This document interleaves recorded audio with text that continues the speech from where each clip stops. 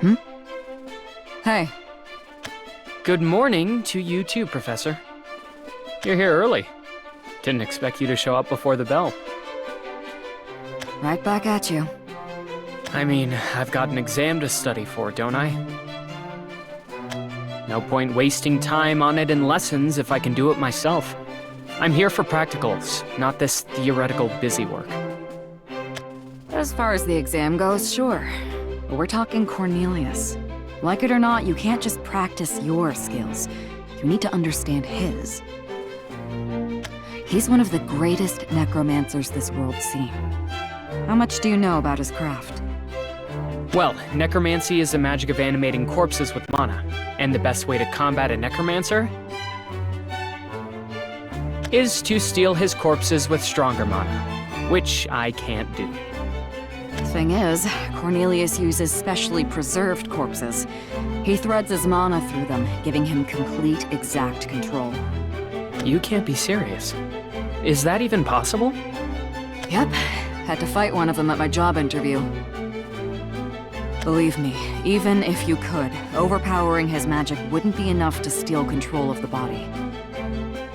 Neither of us understand necromancy like he does, which is why we're both going to do our homework on it. Fair enough. The more prepared I am, the better. So, our other classmate seems to be missing. Again. Go easy on her. She's only late half the time. Remember, she's not really used to academy life yet. Yeah, whatever. As long as she doesn't slow my lessons down, she's not my problem. She's your classmate, Lyles. Are you gonna treat her like a complete stranger all year? Sorry, but I'm not here to make friends. A classmate is just a classmate. You don't have to be friends. I'm just saying you could learn a lot from her if you give her a chance. Like what? She barely understands magic. She's clever, though.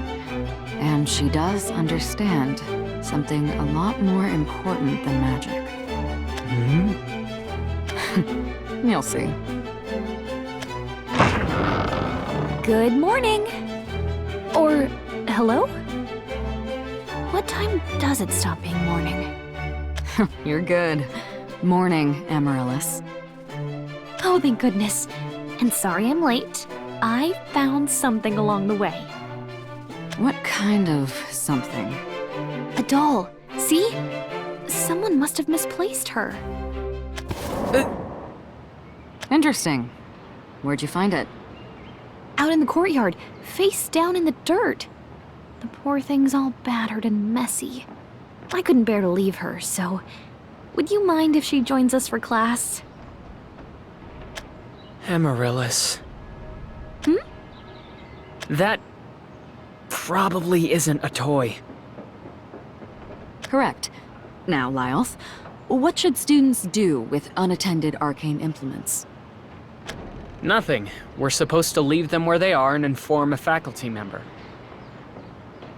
Are we really? Why? Because there's a fair chance the item is dangerous.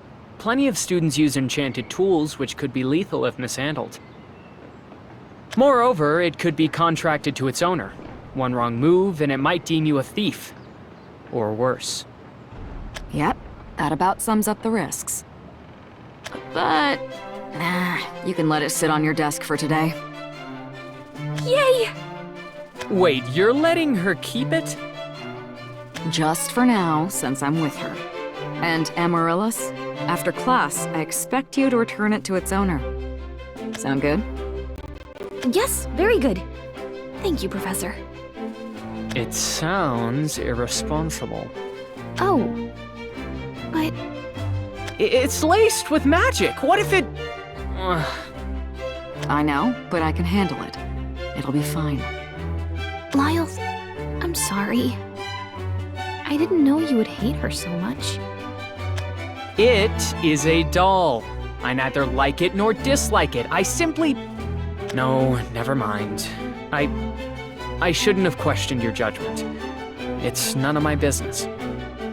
Okay. As long as she isn't bothering you. Oh, we'll have to give her a name. Let's see. she's small and soft. So, Snoozy? Oh, the hell's that got to do with small or soft? Now then, Snoozy. We wouldn't want to keep the others waiting. All right, if you three are ready, let's get going with the lesson. And that should wrap things up for today. Amaryllis, your homework is to review Chapter 1, What is Magic? Be ready to start on the 4 elements tomorrow. Yes, Professor. Next, Lyoth. No homework. I should be done with the necromancy textbook by tomorrow, so I'll pass it and my notes to you then. Understood. Cool. See you two tomorrow then. And Amaryllis, you will return that doll to its owner, won't you? I will. Amaryllis, may I have a word? Yes, certainly. What about? The dream you'll have tomorrow? Or perhaps what dessert to have with supper? About the doll, actually. Snoozy? Yes. Would you give it to me? Oh, I would. But I'm afraid she's not mine to give. I meant to say that I'll return it for you. It probably came from the Enchanting Lab or the Hex Club. Either way, it's cursed, and I'd rather not leave you alone with it. Oh, I thought... I realize this is all new for you, but there are students here studying advanced, potentially dangerous magic. For your safety, please don't touch anything you don't understand. So that's why you said all those things in class. That's quite a relief to hear. What? You were just worried about me, weren't you? And here I thought I'd offended you. But yes, I could tell something was wrong with the doll. Then why did you take it? Well, I couldn't leave the poor thing on the ground. I would have given her a cleaning straight away, but I was afraid I'd be late to class. You see, Lyle, I've always done as I was told. But I'll never find what I want to do unless I start looking. So for now, at least, I'm going to follow my heart. And it's telling me to help Snoozy. Surely the library has a book on doll restoration somewhere. You know, that mindset won't do you any good. How would doing what I want to do not do me any good? She's clever, though. And she does understand something a lot more important than magic. All right. Just, could you lend me the doll for a minute? You still want to take her away? Relax, I won't. Tampering with cursed items is dangerous, so you're going to need help from someone experienced. Really? I don't know anyone experienced, though. Me. I'm pretty good at restoring dolls. You are? Yeah. I can show you if you're interested. What?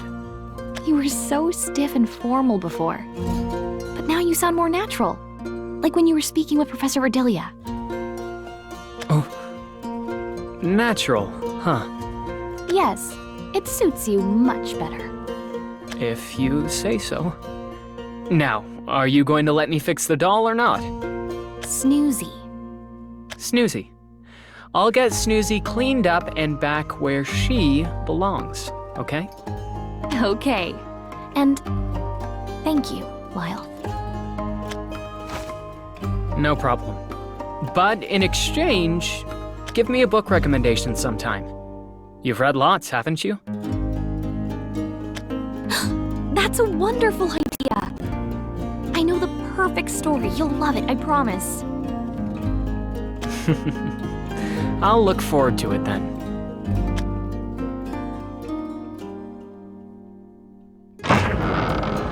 Hmm. Morning. What's this? Lyle, idol of the Independents, reading a textbook? It's not a textbook. Amaryllis lent it to me yesterday, and it's actually pretty interesting. Good to hear. That aside, you knew what the doll was all along, didn't you? Of course. It was just some first year's enchanting homework. Nothing to be that worried about. And you didn't bother sharing that information to see how I'd react. Figured it'd get you two working together. And I was right. Do you realize how... Good morning. What is that? I found him all alone in the hallway, abandoned. Well, it's a lesser magical life form of some sort.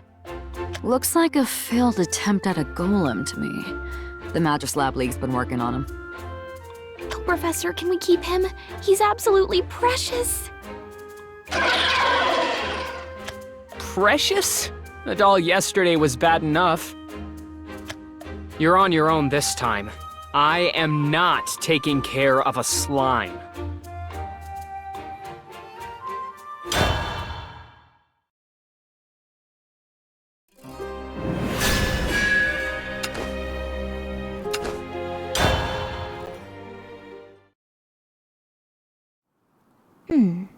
Now what did the book say again?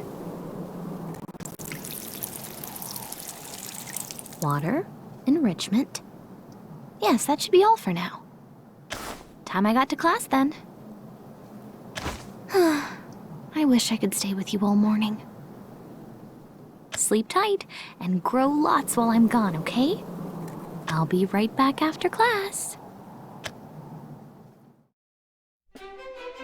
And while its energy is stored all around us, mana alone has little impact on its surroundings. Except when concentrated in large quantities or channeled through a catalyst.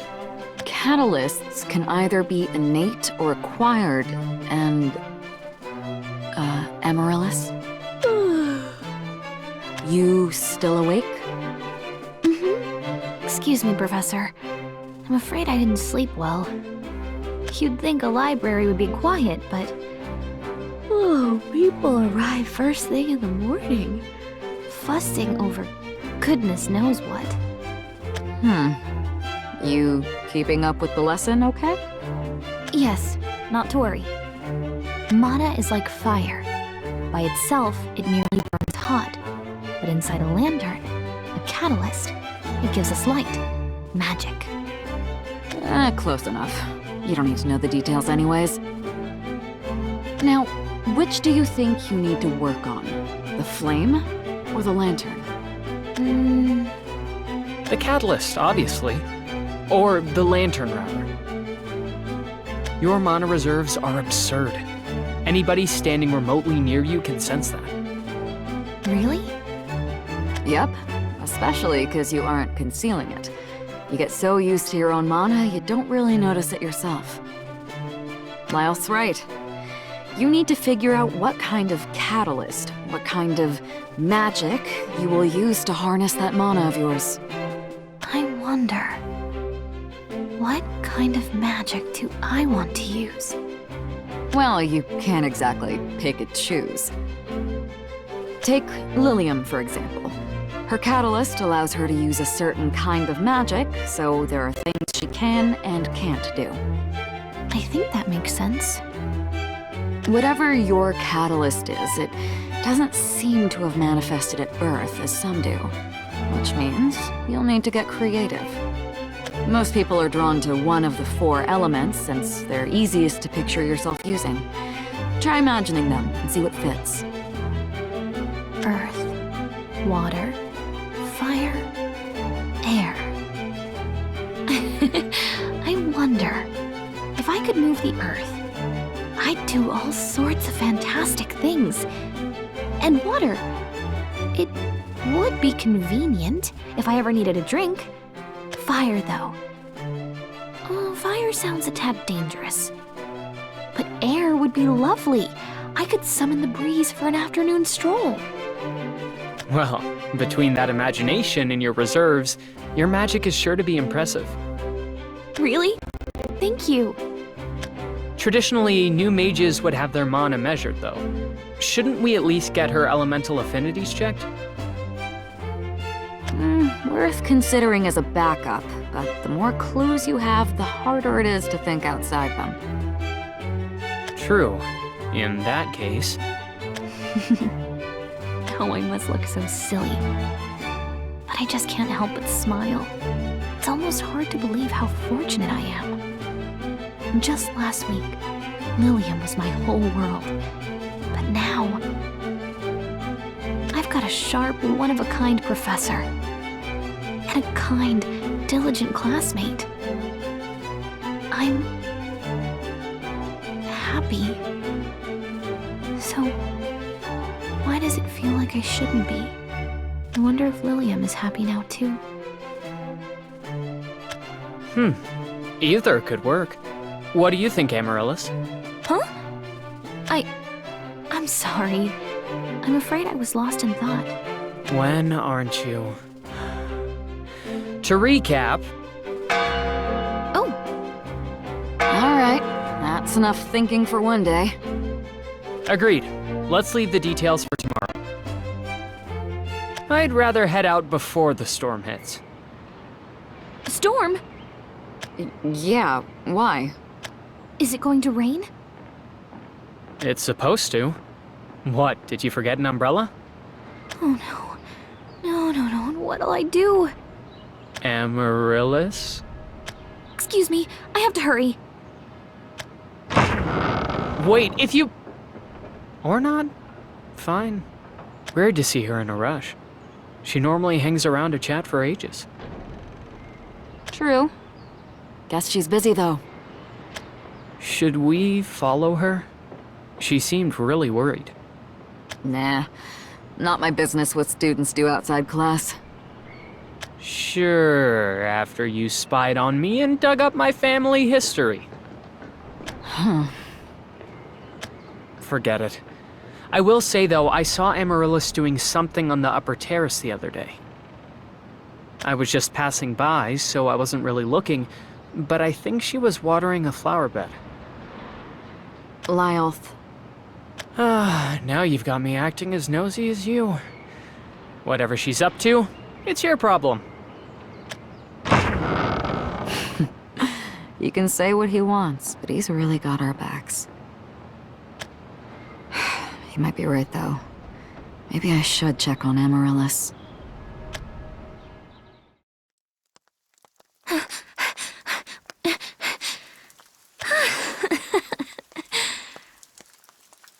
How long has it been since I ran somewhere? I forgot how tiring it is. Thankfully, it isn't raining all too hard yet. I'm here now, so there's nothing to worry about. The scent of rain tapping at stone bricks.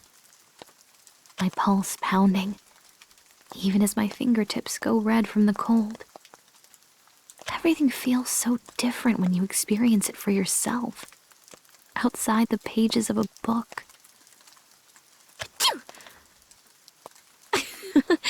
For better or worse, I suppose. But I must protect these flowers. No. I want to. Please, grant me the courage to face Lilium again. And mend our twisted story. Perhaps if I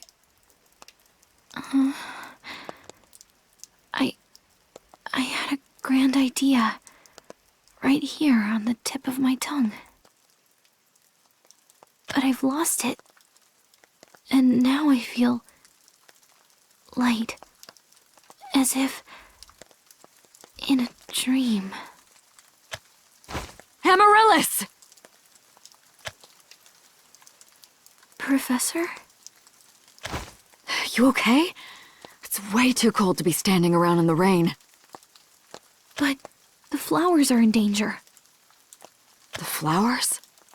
I planted seeds in the flower bed here.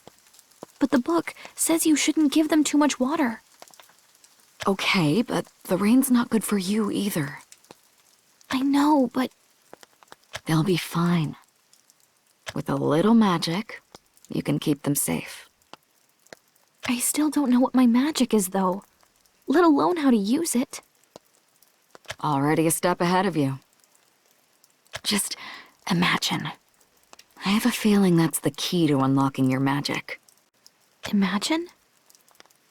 Like Lilium? Well, sort of. But I want you to imagine yourself. Imagine you're healing the flowers, giving them the energy they need to bloom even in this rain. Make it as detailed as you can. Imagine myself. Okay, I'll give it a try. I am a floral witch, wielder of a mysterious magic that can make any flower bloom in any environment. My friends are cold and shivering in the rain. But once I cast my magic, their blossoms will fill the flower bed.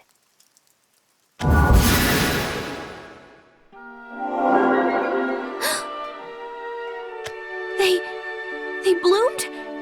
But how? They're beautiful. Yes, they are. What kind of flowers are these? Geraniums. You saved them, Professor. I couldn't possibly thank you enough. If anyone, thank Lyles. He's the one who figured out you'd be up here. Really? I've caused you both a lot of trouble, haven't I? And just when I've decided I was done with the damsel in distress nonsense. Hey, everyone runs into trouble now and then. Nothing wrong with getting a helping hand. That's what us professors are for. You'd come running if I needed help, right? Of course. But I can hardly imagine you needing help with anything. You'd be surprised. I get stuck just like anyone else. Well, I promise I'll do my best if the time ever comes. Do you know what these flowers symbolize, Professor? True friendship. It's silly, but I thought they might give me good luck. You know, when I make up with Lilium. I want to be to her what you've been to me. Someone who'd go running to save her, even in the middle of a storm. I'll take that into mind when I do your lesson plans. Yes, please.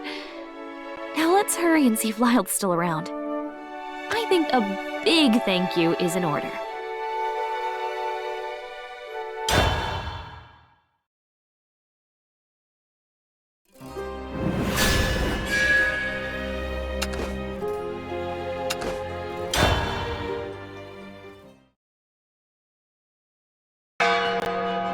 Any questions?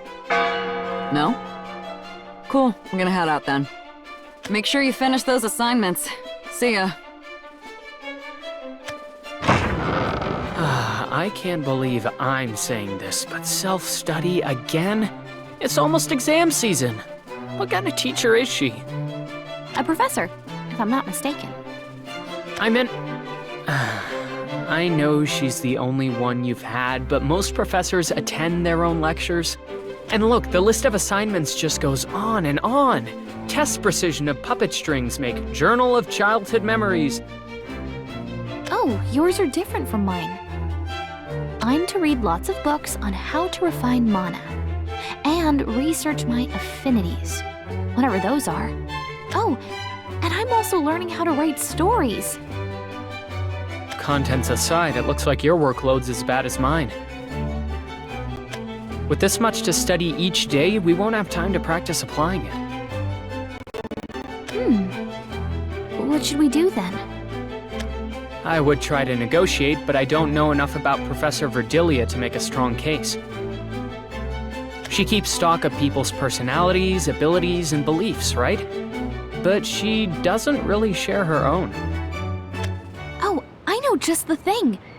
Let's play Granny's Footsteps. Let's... what? You know, the game. We follow Professor Verdilia, but we mustn't let her spot us moving. I believe people call that stalking, and it's not a respectable thing to do. Quick! If we don't hurry, we'll lose track of her.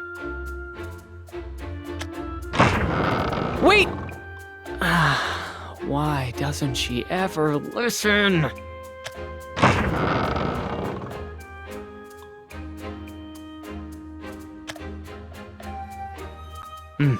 Coast clear. You'd be great at hide and seek. Never mind me. Make sure you keep that mana of yours concealed. But of course, I've just been learning how, actually. That's reassuring. Come on, let's move. Gotcha. Thanks for the advice. Yeah, no problem. I don't even want to think what their workloads are like. Ah, they'll live. See you two around. Pardon me, may I have a moment? Sure. What's up? We were hoping to ask a few questions about Professor Verdilia, if you wouldn't mind. We're in her class, you see. Oh, so you're Amaryllis and Lyolf then? Yes, we are. How do you know us?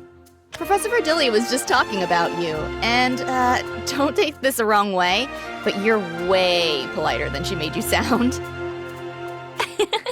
Oh, he's just being shy. Lyle's not always this formal. Are you? Amaryllis! Forget it.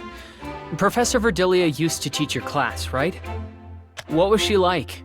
Neither of us know much about her. Neither do we, really. Actually, I think her little sister goes here. Maybe you could ask her? She has a sister. Apparently. She came by a while back to ask us stuff, but Professor Verdilia dragged her off. You remember her name? Castell, I think? Something like that. Castell. I wonder what it's like having a little sister. A mini Verdilia would be adorable, wouldn't she? Don't ask me. Anyways, thanks for the lead. We'll try to track her down. Hang on, before you go. Verdilia assigns tons of homework, right? We told her to go easier on you. Definitely hold her to it. Her homework's hard enough as is. You said it. Thanks. Oh, I lost sight of her. Don't worry, I've got her trail. I had my marionettes tie a thread to her. You did? But how? Easy. I've been tying them to things all week to practice speed and precision. Now, let's hurry and catch up. Okay. Where is she going? We're almost at the end of this hall. Professors don't normally come all the way out here. She's hardly a normal professor, though. A normal professor wouldn't have gone so far to rescue me. And then I never would have met you. That's true. Besides, I wouldn't want her following the curriculum anyways. Oh, Lyle, look! How have your classes been? Theoretical sorcery and practicals tend to give students the most trouble. They're both really tough. And I don't get the calculations for astrology either. Yeah, don't worry about getting those perfect. Focus on the subjects you're good at and grind out as many points as you can there. But I'm not good at any of them. Then your professor sucks. It's our job to help students find what they want to pursue in life. Oh. Can I switch to your class then? No. Sorry. No, it's okay. I know you're busy taking care of your students. Castell, Really, I'm fine. I don't want to be a burden or anything. I can take care of myself, so... good luck with your class. Thanks. And before you head to class, take this. Keep it with you at all times. Seed? Yep. I enchanted it with a messaging spell, so you can use it to contact me. Weird stuff's been happening on campus lately, so if you ever get in trouble, I want you to drop everything else and run. Got it? Oh, okay. I will. I should probably get going, though. Yep. See you around. All right, you two can come out now. Huh? So you did notice us. Of course. I tend to do my own thing, so I figured you'd get curious eventually. I realized you were trailing me, but seemed like a good chance to test your growth. Our growth? Textbook learning's all just up in your head until you put it to use. Any practice you can get counts. First off, Amaryllis. You did a great job masking your mana. Wasn't perfect, but you got the gist. Once you get the hang of holding mana back, you should be able to channel it forward too. Oh, I didn't realize you were watching. Yeah, well, that's what I'm here for. Thank you, Professor. Now, as for you, Lyolf, impressive work. That trick with the knot took skill. With such precise movements, you might be able to manipulate more than just puppets. Yeah. I should have known we were playing into your hand. That girl, though, is she really your sister?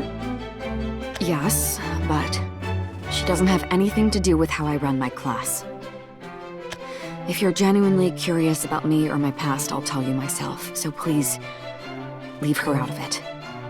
Certainly. I know I'd love to hear more about you. Why are you implying I wouldn't? I'd like to learn more about you too, but I'm not going to grill your sister for it. I know. Thanks. Professor, if I may, I have a question. Fire away. What's it like having a little sister? Is she precious to you? Yeah. I guess so. Aww. At first, I thought you were so stoic. But you're actually quite bashful. Oh, Lyle, do you think that's her weakness? Amaryllis, you can't say that right in front of her. Just putting it out there. You're not gonna con me into giving less homework. Honestly, I don't know what I expected. But I'll give credit where it's due. Literally. You both did well tracking me, and knowing who you're up against is always a good idea. I'll give you an extra day for your assignments.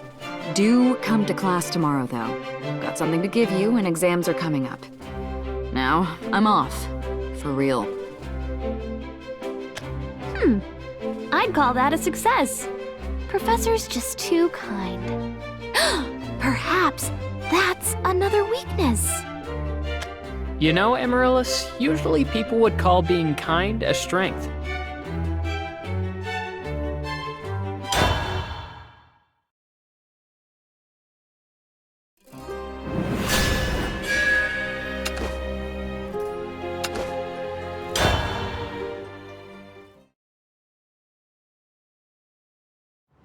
Well, today's the big day, huh?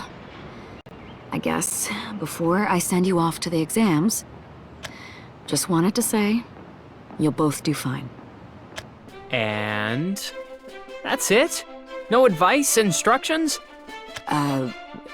Read the questions, write the answers. I don't know, what do you want me to say? I don't know either, just something. I'm fine, but this is Amaryllis' first exam. She seems ready, though, right? Do I have everything? Oh, right. Lyle, do you think this will be enough snacks? See, nothing to worry about. I genuinely think you'll both do fine. You've been making good progress towards your goals. The exam's gonna be a hell of a lot easier than beating Cornelius or making up with Lilium, right? I know, but Amaryllis. You've never been properly schooled before, but you managed to catch up with the curriculum for an elite academy of magic. You don't have to ace anything. Answer the questions you can, give the practicals your best shot, and you'll pass just fine. Thank you. I'll do my best. Yep. Now, Lyles. Neither of us are worried about the written portion, and at least I'm not worried about the practicals. I know what's on them, and you should be prepared. The proctor's not gonna know you're moving the puppets mechanically. if you say so. I'll do my best too. Cool. Now that's cleared up, you two should start heading over. Remember to water the flowers first, though. Of course. Geraniums are drought resistant, but we wouldn't want to leave them thirsty, would we? Nope. And Lyles, don't forget to feed the slime. You mean feed Gloop? He has a name. Man, remember back when he said, "I am not taking care of a slime"? That was a lie, huh, Gloop? Anyways, Gloop and I'll prep a little class party, so you two go crush your exams.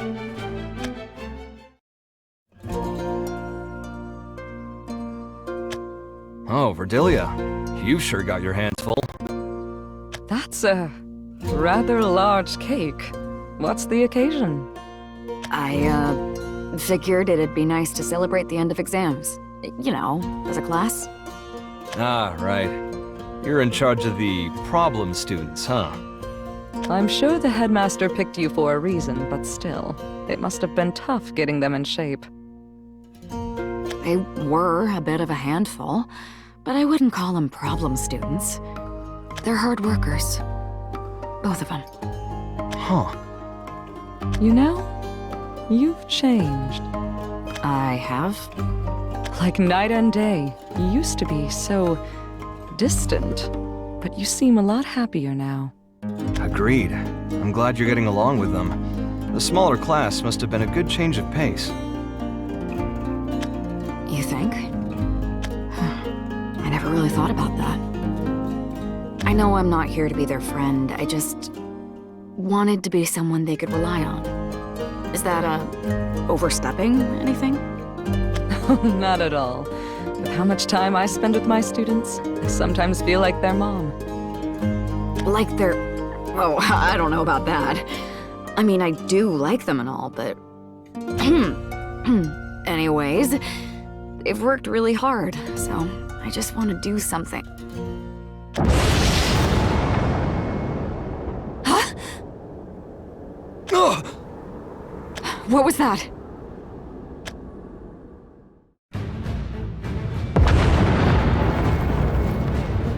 Professor, I'll go check. Silence! The exam is still in session. Stay where you... Oh!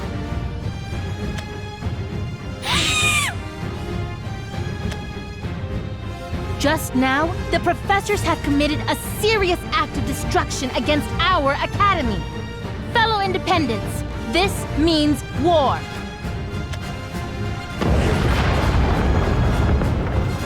I have a bad feeling about that noise. Any guesses what that was? If we're lucky, maybe they'll cancel the...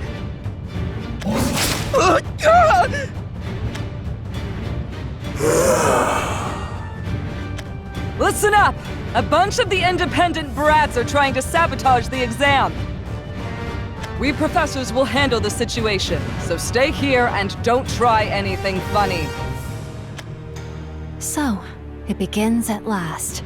Thanks to the exams, all actors are fully assembled for the final act. Here's castmates. Do play your parts until the end. It seems we have both prepared for this moment. After all, it was not a matter of if, but when. Remember, my children, It is only in challenge, in strife, that your talents may shine most brilliant. The air's tingling with mana. If this much magic's being fired around... My suspicions were right. But Lyles and Amaryllis should have the messenger seeds I gave them. Hey, you two. Can you hear me? The campus is about to become a battlefield.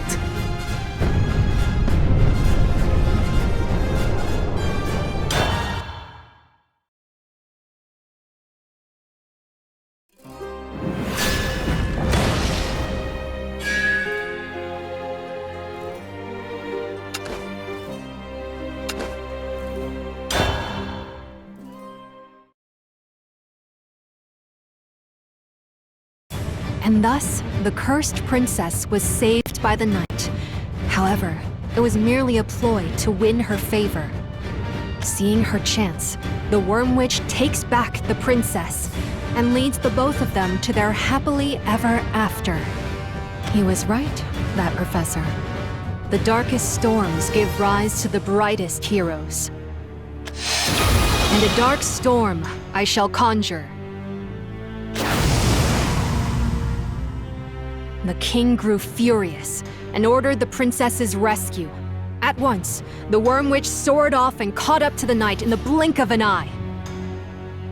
The knight fought back, but he was no match for the witch's mighty dragon. Cutting are thy claws. Sturdy are thy scales. Blazing is thy breath. Fly now, my beloved kin. Be all that I imagine you to be. Amaryllis, dear princess, my princess, you need not wait much longer. The necromancer and his wretched knight will burn. And then, none shall stand between us and our happy ending. Lainecrest shall be our kingdom, and Cornelius's seat our throne.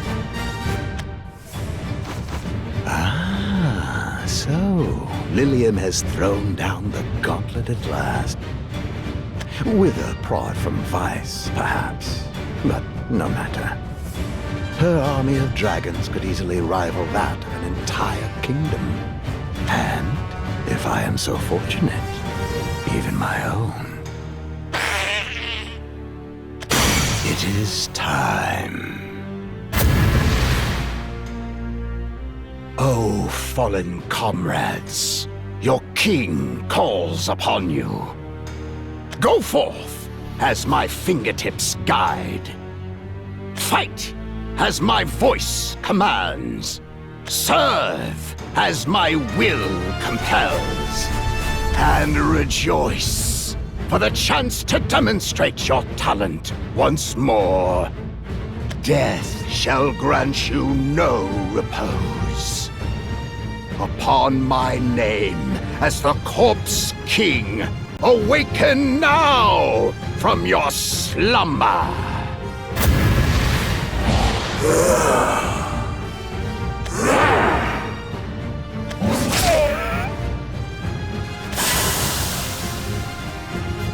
Come, let us challenge each other. Push ourselves to ever greater heights! In life and in death. For to do battle is our one true purpose. I eagerly await you, Lilium. Glad you've both got the messenger seeds on you. Now, where are you two? I'm in the East Tower, down the corridor from the exam room, currently trying to grasp the situation. Okay. Amaryllis? I'm in a classroom in the West Tower. The other students here seem awfully frightened. Are you all right, Professor? Yeah, I'm fine. For now, anyways. I'm in the West Tower, too. More importantly, I'm detecting huge mana swings. The most powerful mages on campus are gearing up to fight. Most powerful, as in... Cornelius and Lilium. Going by the traces of magic, Cornelius is probably in the courtyard and Lilium's on the upper terrace. What about the explosion? Do you know which of them caused it? Hard to say. Both sides are blaming each other, but it could be neither. Regardless of who started it, we're looking at 2 full-scale armies. Lilium's got a whole fleet of dragons, and Cornelius has been raising hundreds of corpses. Tack on the confused professors and students, and that's a lot of combatants. If they advance, there's gonna be a war. Not a fight, not a battle. War. And they'll take down countless innocents with them. Damn it! We need to regroup before anything else kicks off. Lyle's, keep yourself safe. I'll grab Amaryllis, then head over to you. What should I do? Nothing. Just stay calm and I'll handle this. Professor, that's not what she meant. Huh? Thank you, Lyle. And yes. What I meant to say is, what should we do to stop the fighting? Amaryllis. There's only one way to defuse the situation, and you know it! We take down Lilium and my father. No more dragons, no more undead. We are getting somewhere safe, then I'll handle the rest. But there's only one of you, and we need to stop both forces. I know, but that's not your responsibility. It's too dangerous. I think it very much is my responsibility. If Lilium must be stopped, I want to be the one to stand against her. My thoughts exactly. That's my father out there. Defeating him's been my goal all along. And we don't have time to waste regrouping.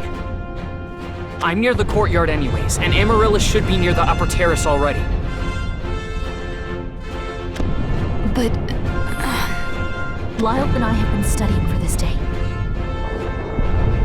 So please, you have someone else you should be worrying about. Not us. Right. Your sister needs you. Someone has to help her and the others evacuate. We trust you. So please trust us.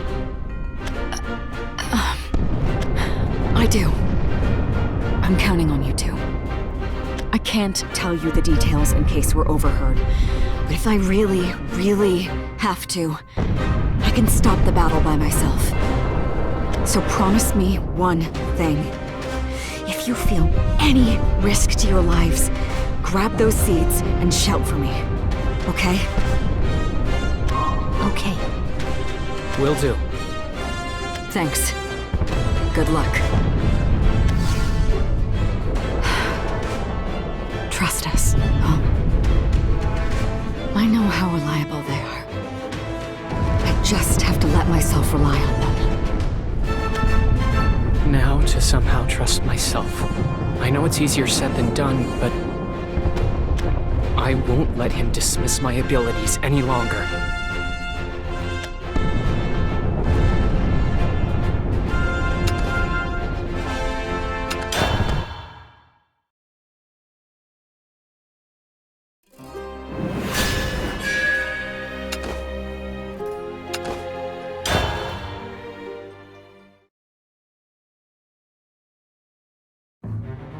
All right. The headmaster and the professors have violated the pact! They would see the entire academy destroyed! But we will defend what is ours! You now face an army of dragons and students! Ha! You treacherous rascals set off the explosion yourselves, and we all know it! We will have order!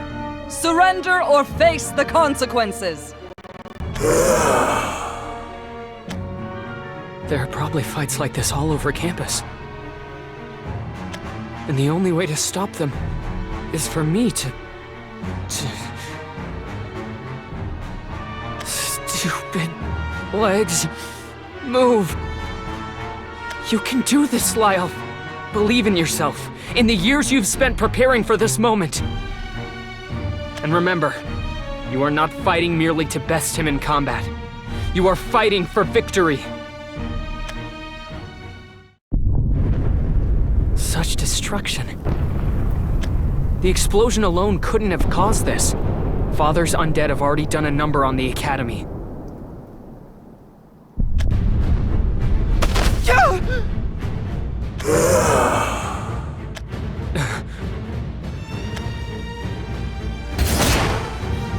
I'll fight it! Now run! You'll Run! I'll be fine!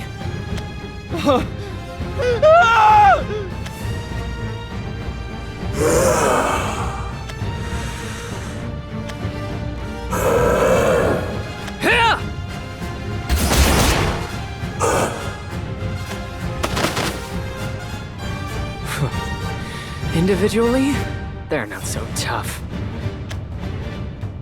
Here!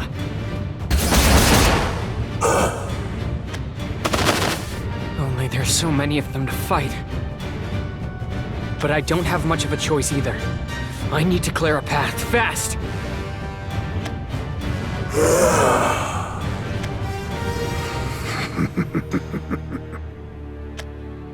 He's all the way across the courtyard. But I swore I'd stop him. And they trusted me. They trust me! Because they know how hard I've worked for this!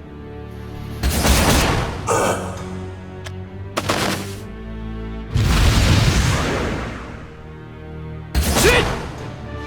It's been years since he last spoke to me. But now... Now I won't be ignored. I'll make him answer! I have to! For all the times he dismissed me! For how he neglected Mother! She loved him to her last breath! And I won't ever let you forget!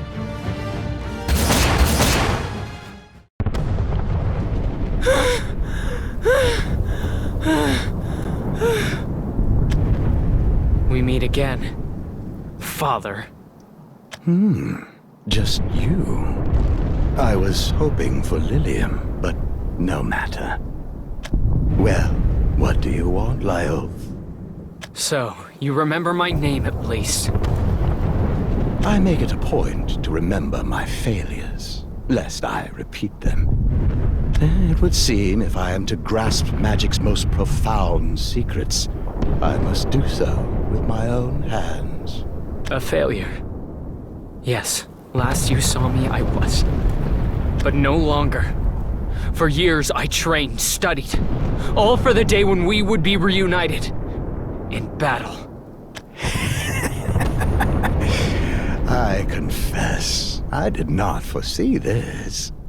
But unlike some of the professors at this institution, I haven't the time to play with your dolls. The craftsmanship was worth the price tag, but they are designed for the stage, not the battlefield. Now, I have a real battle ahead of me. So why don't you play with your mother? Rejoice, boy. You are reunited at last. Mother? This corpse is a thing, not your mother. Yet you falter. And I thought you knew better than to engage a necromancer in close quarters. Not only are you weak, you are ill-prepared. Such elementary mistakes. Has Vidilia taught you nothing? Or perhaps your foolishness is beyond instruction. She taught me how to fight, and the true meaning of victory!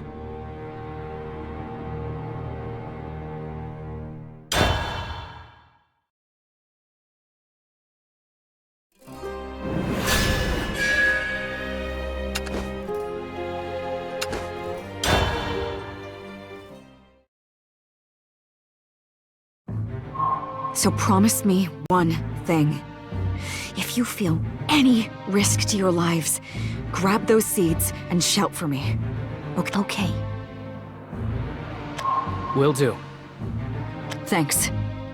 Good luck. Now, I mustn't keep Lilium waiting. The upper terrace should be this way. You there! Who are you? And more importantly, who are you with? Us or the professors? Depending on your answer, this might get ugly. My name's Amaryllis, and I owe allegiance to no one but my own heart. Sorry, was I not clear enough for you? Show her what we do to traitors, dragon! I hope this won't hurt. Huh? The Council President's dragon? But how? Oh. You two know Lilium. Obviously! She's taken a stand to protect us, our ideals! Under her leadership, us students will be deciding our own future, not the headmaster. I see. So she's been spreading more lies then. She always was a good liar. What are you?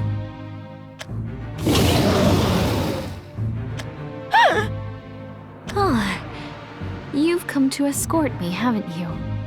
Take me to Lilium.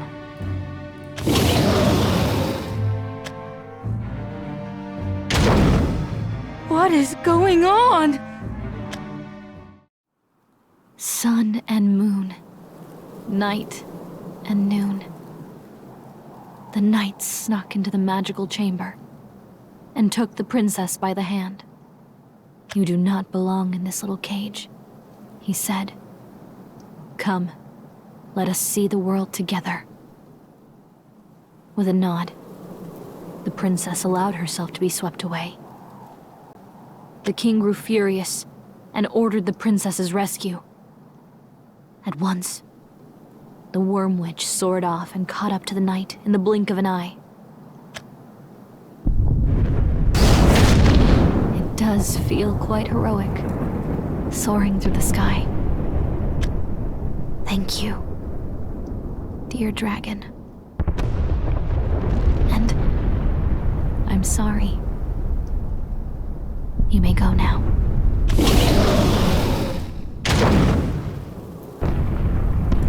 Hello, Lilium.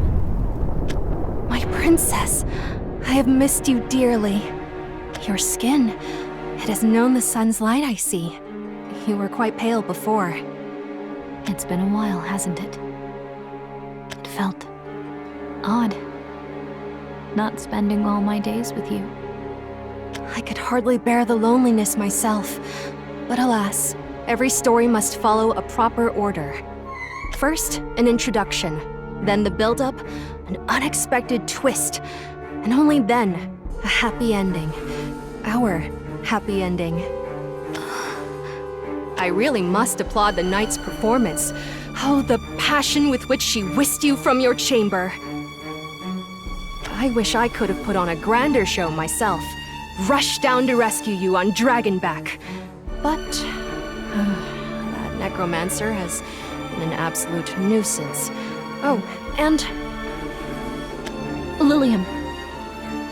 Lilium, I'd prefer if you called Professor by her name. It's Verdilia, not the Knight. Yes, of course. Even the greatest actors assume mundane names off stage. But what of it, my dear princess? I like Amaryllis. The name you gave to me, Lilium. You were the one who taught me that I wasn't just a number. That I too could have a name of my own. That's why it hurts. It hurts to see you, of all people, refuse to call someone by their name. Tell me, Lilium. The dragon who carried me here? What was her name? Enough. Need I remind you? Huh? In every story, there are those without name. For who pays mind to the rabble serving in the king's castle? I am the protagonist of the story, and you are my heroine. Is that not what we agreed upon all those years ago? But that doesn't mean you can... The nameless may as well not exist at all. You know this to be true, deep down. Do you recall the names of those men from the orphanage, writhing in pain on the laboratory floor? No, for they were mere plot devices to demonstrate the power of your curse. No, Lilium. Lilium, you must end this. I knew this was wrong from the start, but I hadn't the courage to stop you. Why, Lilium? What is it you're after? What drives you to commit such terrible acts? What am I after? What drives me?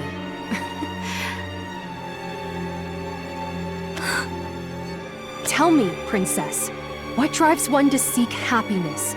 Is it not simply in our nature to do so? No, I'm not after anything, but you... Yes, I see now. The Night put you up to this, didn't she? She has poisoned your mind.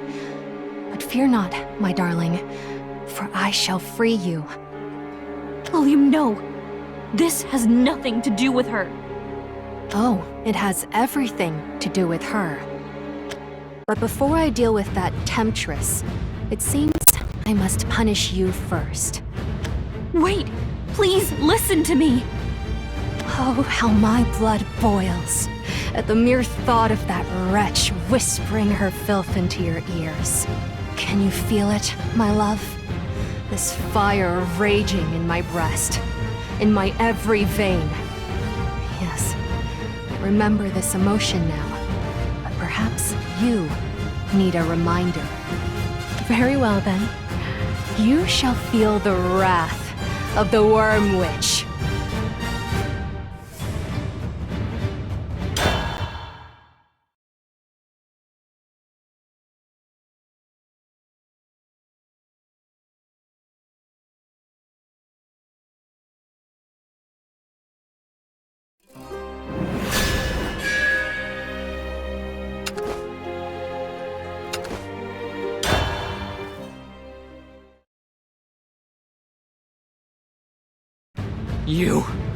You dare make her corpse into your plaything!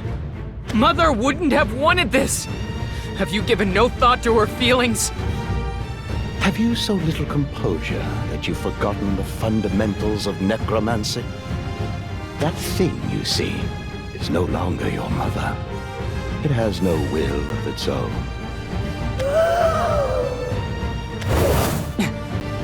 You see, boy, an undead soldier is only as strong as the base corpse, both in the physical sense and in terms of its aptitude for mana.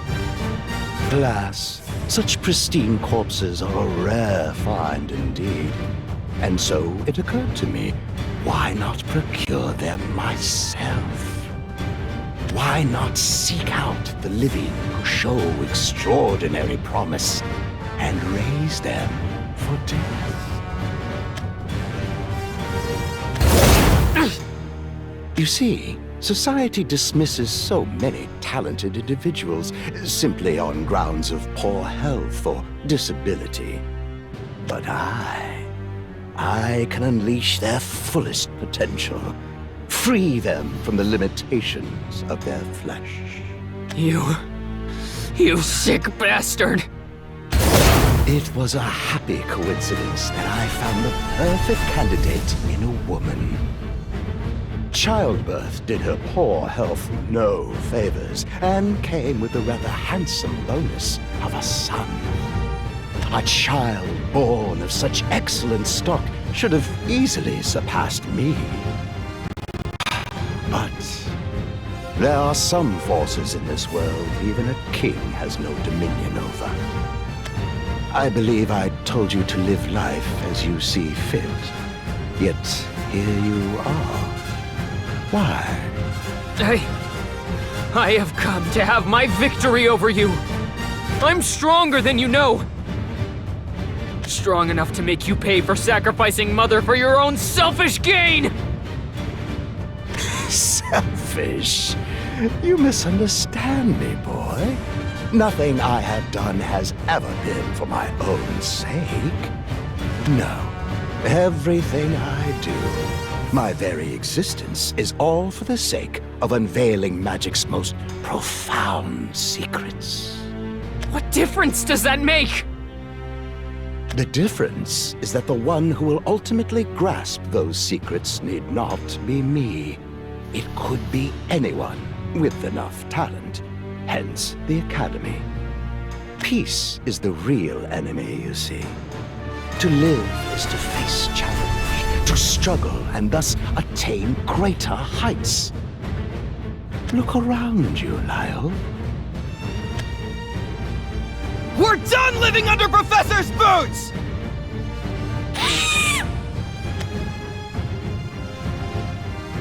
You instigated this yourselves! If you hadn't attacked, no one would have had to die!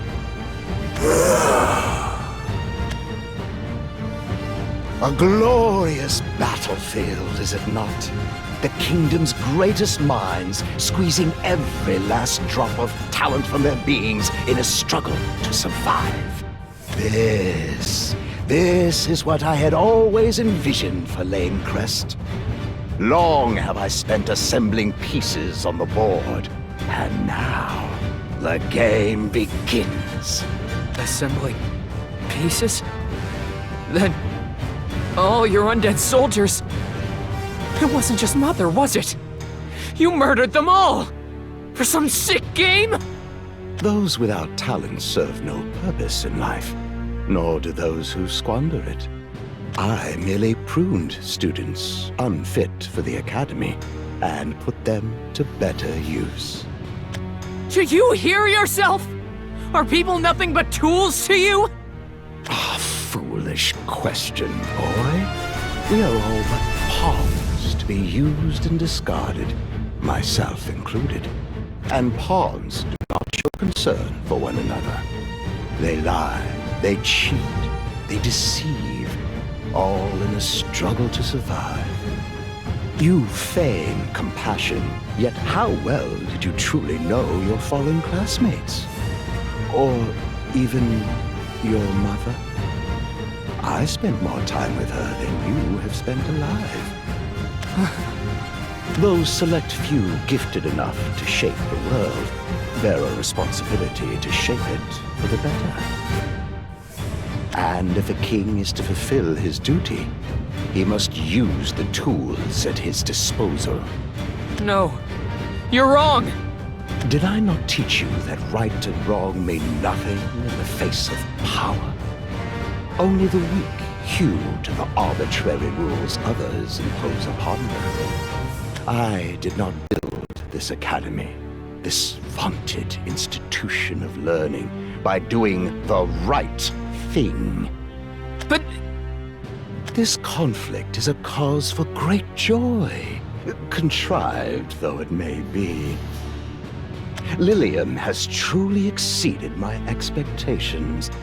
If there are any among the students who may yet prove to be a worthy foe, it will be her. Oh, and how could I forget? There is one other worthy of my entertainment. Vidilia. I'm afraid you won't be fighting her. Oh? And why is that? Because I will stop you myself.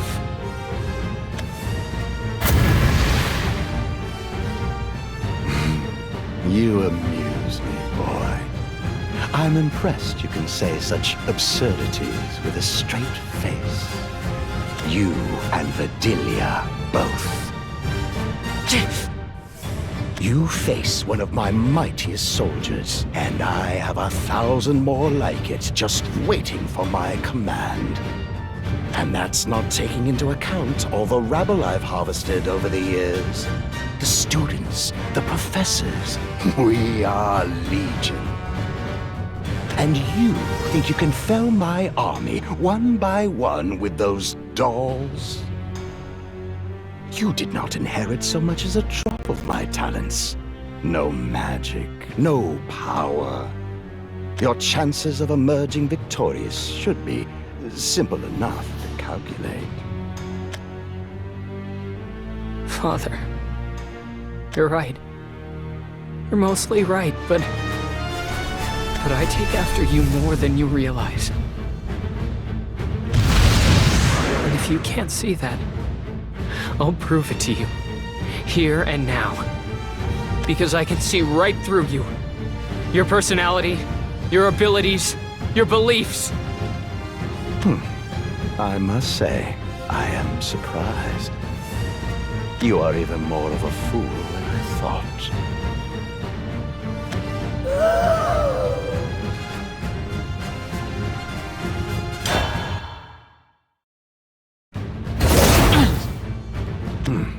Your puppetry does seem to share some similarities with my necromancy. You can move inanimate bodies from afar with your fingertips. However, that does not change the fact that you are not a mage, and you never will be.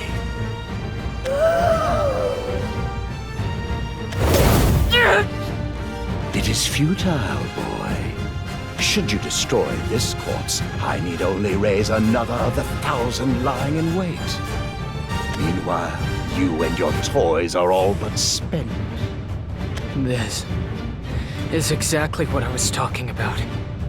Your personality. To you, everybody is either a tool or rubbish. That's all you see.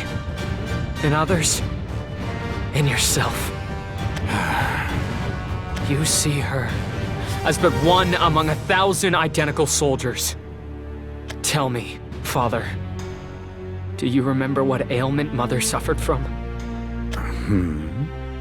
She had a weak heart, and reanimating her corpse won't change that. Forgive me, Mother.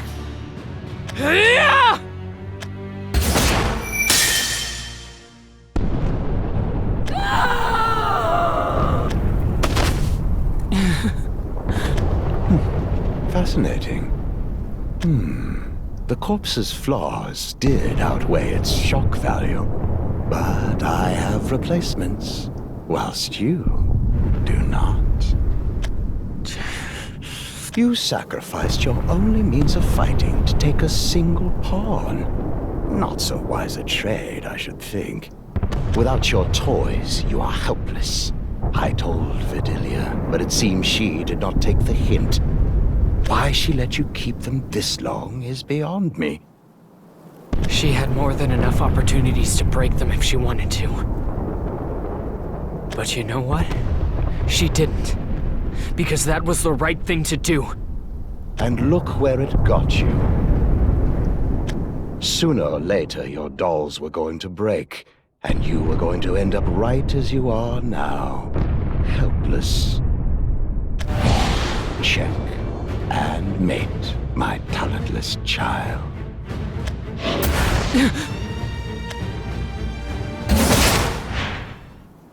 Now, as for you, Lyolf, impressive work. That trick with the knot took skill. With such precise movements, you might be able to manipulate more than just puppets.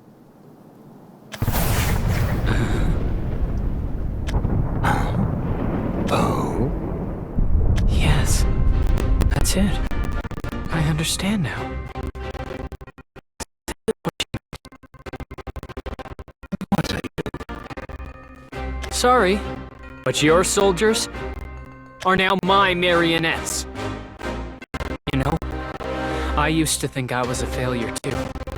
I mean, my father is the most powerful mage in the kingdom, and I somehow inherit nothing from him? I couldn't bring myself to face the truth, so I kept it a secret. I ran away. But I was wrong, because I may not have inherited your magic, but I did inherit your precision, your dexterity. Thing is, Cornelius uses specially preserved corpses. He threads his mana through them, giving him complete, exact control. Which brings me to your abilities. You're not like most necromancers. You control your corpses directly. You thread your mana through their nerves, their muscles, puppeteering them. But I can do that too, without mana of my own. I'd rather not use corpses as puppets, but anything you can do, so can I. Fascinating.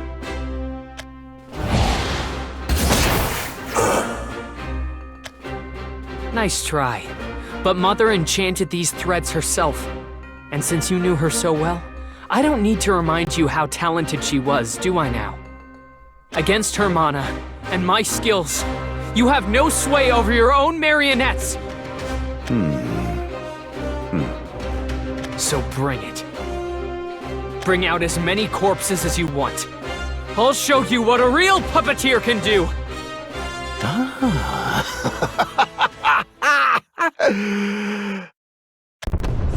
There will be no need for that.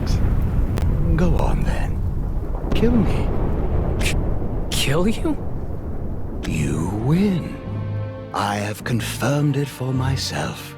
You have complete control over my soldiers. Dismissing a physical approach was a glaring oversight on my part. To think puppetry would be my downfall. If I try to wrest control from you, I will eventually deplete my mana, while you never need to spend a single drop. Why, you could even control my corpse, and through me, an entire legion of corpses all at once. Ingenious! Father... You see, ironic as it is, my own body was the one corpse beyond my power. But this entire time, the solution was right here. You, my boy. Well, what are you waiting for? Kill me. This is why you are here, is it not? In death, I shall ascend to ever greater heights. Ever closer to magic's most profound secrets. And there they are. Your beliefs. What are you on about now? You worship talent and results and nothing else. How those results are achieved, the feelings of those involved, their lives, they mean nothing to you. Because in your eyes, everyone, including yourself, is just a pawn. A tool to be used in the endless pursuit of greater and greater results. Must I suffer your little sermon? I have already forfeited. Now kill me, boy. Claim your victory. That's all victory means to you, isn't it? Winning your sick little game and killing your opponent. I thought the same once. But I know better now. I was taught the difference. See, I never truly wished you dead. No. What I really wanted was for you to acknowledge me. That was the true meaning of the victory I sought! What nonsense has gotten into your head? I do not understand a word of your absurd drivel. You don't need to. As soon as I bind your nerves, your role in this battle will be over. And so will my battle with you. Victory is mine, Father. Who do you think you are? I am Lyoth, your son, and Verdilia's student!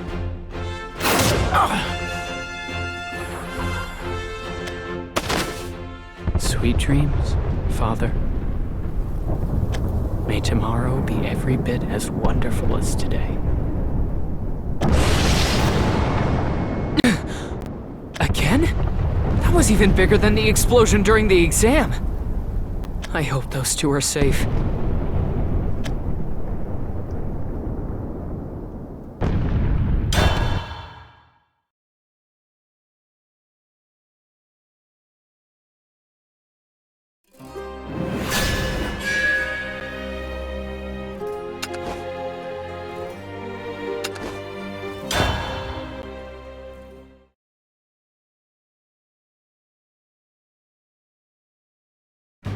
Lilium, wait!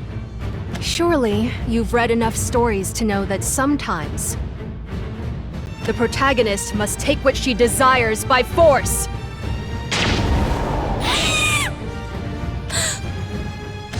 It is time you return to your chambers, Princess. That is your name, is it not? No! Oh? My name is Amaryllis Lilium. I must confess, I did not think you had the willpower to refuse your role. But, no matter. Even if you refuse your role, my dragons will continue to play theirs. Willpower alone cannot save you, but you need not fight. Come, my dear princess. Come back to me now, and I will not be angry with you. Lilium, I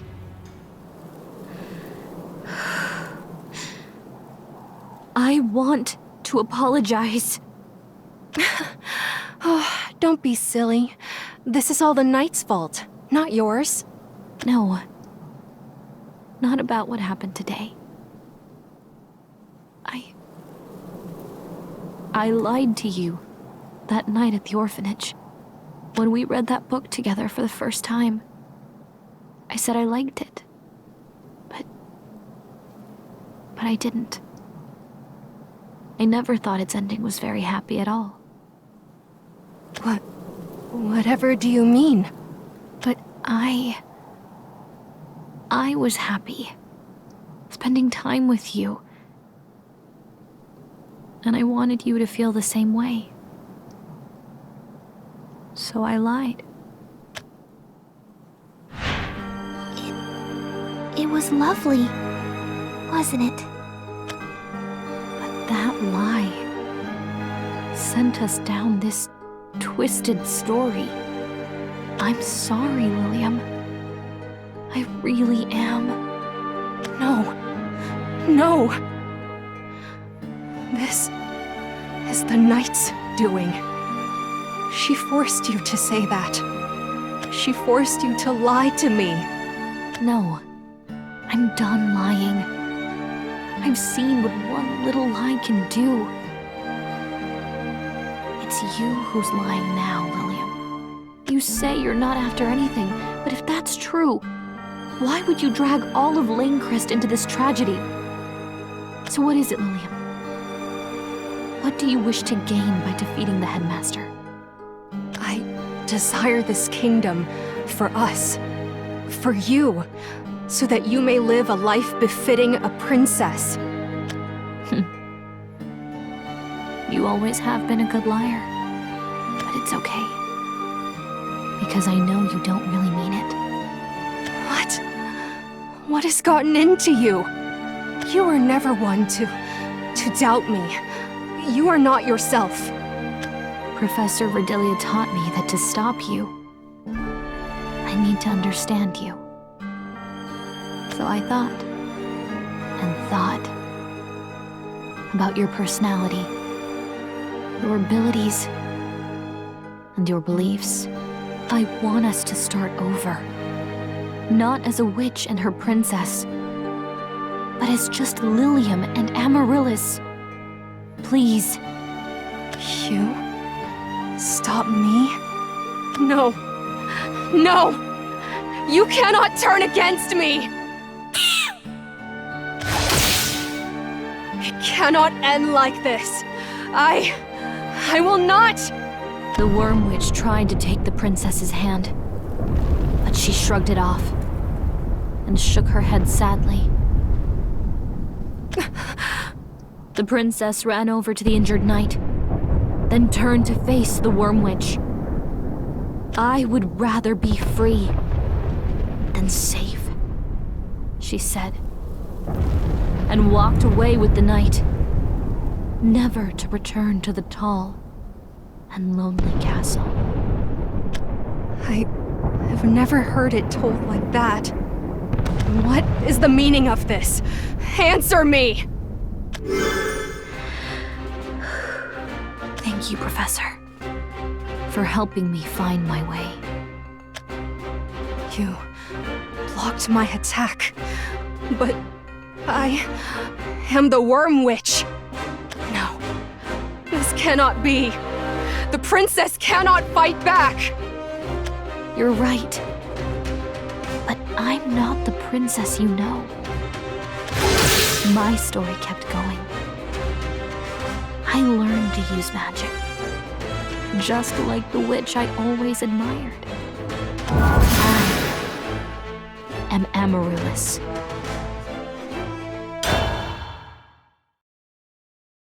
Forth, my kin!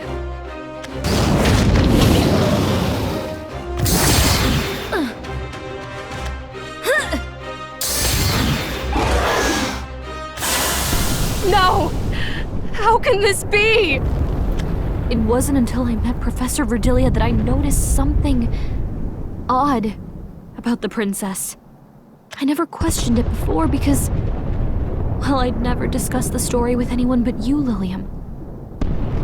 In the book, it says the princess suffered from a terrible illness, but nothing more. It says nothing of magic that forces any who come near the princess to share her pain. So where did my curse come from? It couldn't have been you. Because the curse was never a part of my character. Which means I cast it upon myself. The men were speaking to each other, but I was too lost in my own thoughts to hear what about. What does it mean to be the princess? How much pain and suffering must I endure? And how much will I inflict on those around me? I was trying to figure out what my magic might be. When it occurred to me, we grew up in the same orphanage, suffered through the same experiments. So what if we shared the same abilities too? My magic is imagination magic. Just like yours, Lilium. Except that while your magic forces other people into roles, mine immerses myself into one. You mean to tell me you overwrote the role I gave you? Well, not exactly. More like I added on to it. See, I'm not as powerful as you. I can't overwrite your magic entirely. But what I can do is imagine a new future for my character. Then, the lines you recited, they were... my own continuation of the story. Where the princess leaves the kingdom with the knight. She sets out on a journey to learn magic, dreaming of one day becoming a witch, even greater than the one she had long admired. But it isn't the power to defeat her enemies she seeks. No. All I wanted was the courage to stand up to you. And I found it. I do not understand. Why? Why do you turn on me now, after so long together? I'm not turning on you, Lilium. No, not at all. I only want to right a wrong I made all those years ago, when I lied to you. I was scared. Scared that if I disagreed with you, you wouldn't want to be with me anymore. I couldn't bear that thought. So I took the easy way out. But now I understand why we disagreed. We had our sights set on different worlds entirely. Different worlds? Did you know, Lilium? You can learn a great deal about a person from their magic.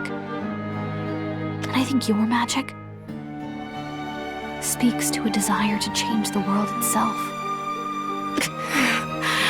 I'm not saying that you're lying about wanting this kingdom, or happiness for us. But I don't think that's the whole truth. There was a reason why you couldn't keep the story to just the two of us. You decided to take on the Academy, the kingdom, the whole world. Because you don't believe in them. You lost faith that you'd ever find happiness. And you resented it. Enough to tear the real world down and build a fairy tale land, just like the books. A world where no one matters but us. The princess and the worm witch. Because that is what you believe happiness is. Don't act like you know any better! Did we not scour all those fairy tales because you understood happiness no more than I? Or was that all a lie too? No, I really didn't understand back then. But I met someone who taught me. I think fate brings people together for a reason. If I hadn't been sent to the orphanage, I never would have met you. And if I never met you, I never would have realized that this world does have happiness. Because you're in it, Lilium. If I had a second chance, I wouldn't choose to live with my parents and be whoever they might have named me. I would choose to be Amaryllis all over again. I would choose you. I see. You aren't fit to be my princess, after all. You need not understand me. My solitude. My parents certainly did not. They disowned me. They sent me to that orphanage themselves. The only life I had ever known, stripped away from me. Any dreams I might have had for the future, crushed. I was a lab rat.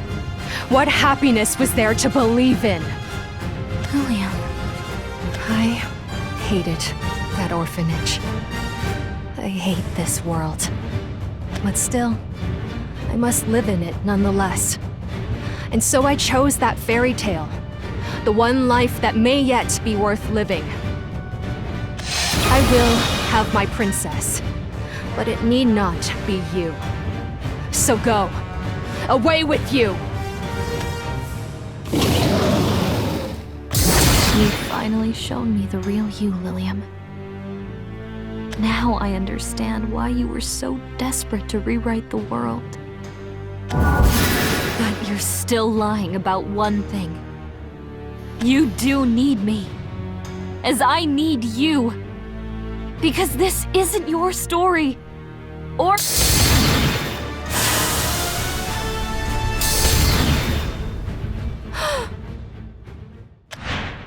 As long as we're together, Amaryllis, I will never let any harm or sorrow befall you. But I need to know one thing. Do you promise to never let anything tear us apart? I do, Lilium. I promise. We'll have the happiest story anybody's ever seen. Amaryllis. I'll always... Lilium! Oh, thank goodness. She's just passed out. I always wondered why characters in stories fight. And I suppose sometimes... Another one! I hope Professor and Lyle are safe. I'm sorry, Lilium. I have to go. But I promise I'll be back. Because the two of us have a long story to write. Together.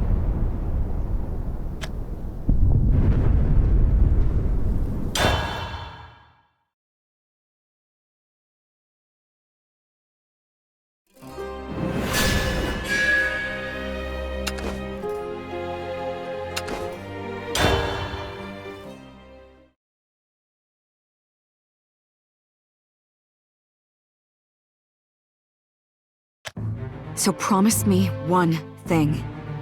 If you feel any risk to your lives, grab those seeds and shout for me.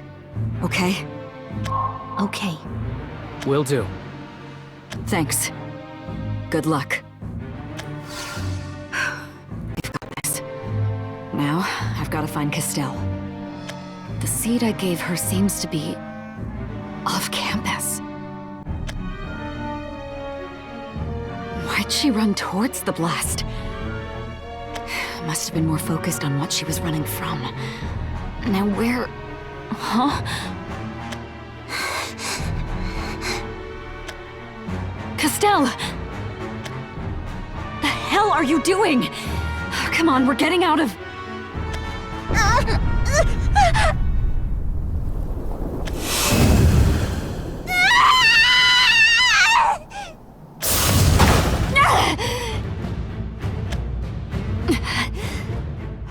What was that mana? Castell, wait! Not so fast. I didn't hear a please. I'm afraid there's been some changes to the pecking order here. What did you do to her? Oh, nothing much. Castell put in all the hard work herself. Aren't you proud of how much she's grown? Look how far the blast reached! With that power, she could upturn all of Lainecrest. So you were the one behind everything. Save me the bother of tracking you down too. End of the line, Vice. I'd be impressed by your composure, but I get the feeling you're not seeing the whole picture. The Academy's a war zone. Stopping me won't stop the gears of progress from turning. I can stop them just fine myself. And you won't be around to see it. You and I have a score to settle. You'll regret what you did to Alicia. Toll the hour, set the sun. Tell me whence the moon hath come. Oh, jumping straight into the action, are we? What about your little detective act? I thought you'd inform me of my own abilities, beliefs, and what have you. That's for students. I don't care about solving your problems. You're going down. Better say your prayers!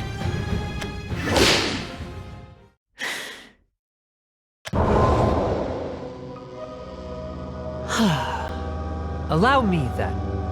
You, Miss Verdilia, are clever, composed, and while people respect that in a professor, you tend to put yourself on a pedestal because of it.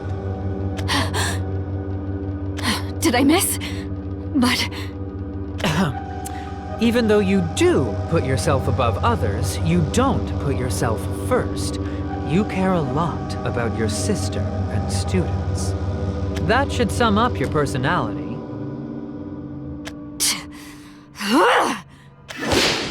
Next, your abilities. You channel divine power, a privilege passed to you through generations of Sibyls. But you aimed higher. You absorbed the forest's goddess and stole her power for yourself. And as for your beliefs, they remain to be seen. Clearly you weren't satisfied with the tree, if nothing else. So, how'd I do? Not too shabby for my first go, right, Professor? How about you explain yourself? You're not really human, are you? Oh, very astute. As a matter of fact...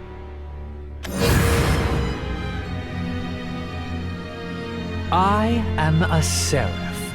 I suppose you could think of me as an ambassador of a foreign goddess. This world certainly made my job easy. It's rare to find so many talented, young individuals in one realm. I don't think I've ever had so many options for Nerva's vessel. Vessel? What have you been doing to the students? Just following your example, Miss Angel of Death. I made a mistake. But you're taking lives on purpose. Oh, I didn't mean to upset you. I really do admire your accomplishments. Last year, every single student in your class got perfect marks in every subject. That's no small feat. Well, to be fair, that harvest goddess of yours does control growth, doesn't she? That kind of power put towards education, you've really found your niche and it shows. And besides, Castell is much better qualified for Sibyl work than you, isn't she? Did your homework on that too, huh? Of course. Your sister will make a marvelous vessel, the likes of which have never before been seen. She has experience channeling divine power, plenty of mana, and pure desperation to change. She's everything Nerva could ask for and more. That's so? I've heard enough. Castell's not dumb. She knows better than to summon unknown deities. Which means you messed with my sister. And now, you're gonna shut up and die! Oh dear, you actually think your little tree spirit's a match for Nerva. Oh well, let's just prove our faiths the old-fashioned way.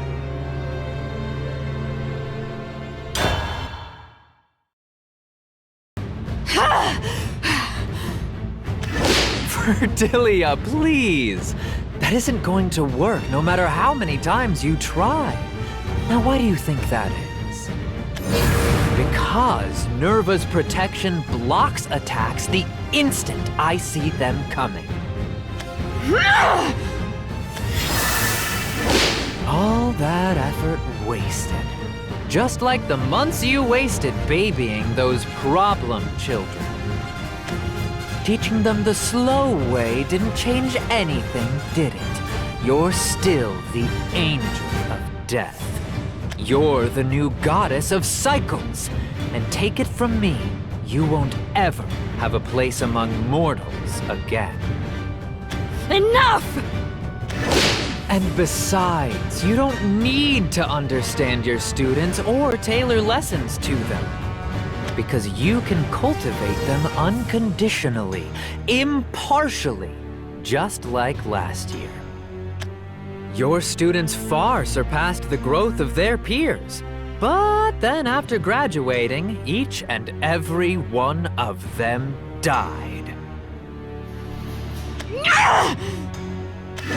And now, to cope with the regret, you've gotten awfully attached to your current class, haven't you?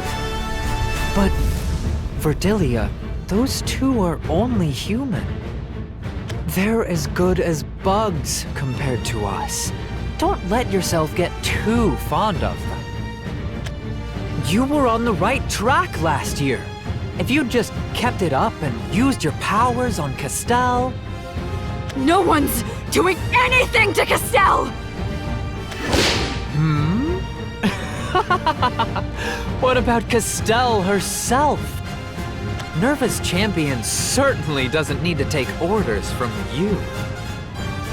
You won't believe how hard she's been working. It's a long story, but we've got plenty of... Ugh, just shut up already!